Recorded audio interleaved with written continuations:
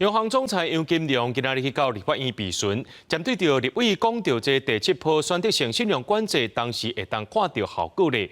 杨金龙表示讲，即马先互这房市冷落来，对房地产、对金融稳定拢是有帮助的。希望透过这管制，互外界改变想法，唔通想讲这厝价会起，就赶紧要买厝。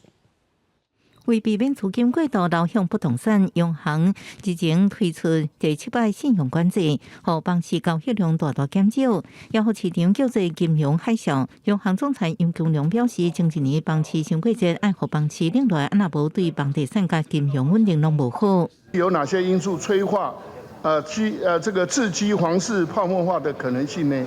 预期它的房价都一直在上涨的时候呢，那么大家就会拼命的去买房子。那这个就很容易就是催化了它的泡沫。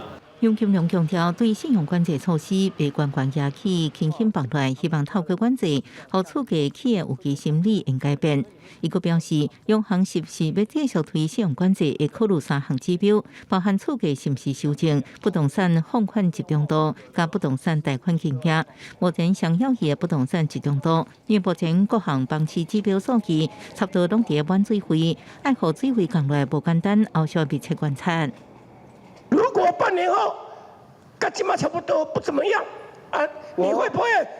我不排除第8波。第8波是怎么样？要第8波了，我总觉得还是言之过早。还有挑战，还有3个状况。新青安资源虽然有限，我个人觉得它应该是可以足以来应付它。杨金龙回应，将去管制是不是有效，要阁观察。不过最近两化局势紧张，甚至出现美金换汇条。杨金龙表示，央行随时做好准备来应应。记者综合报道。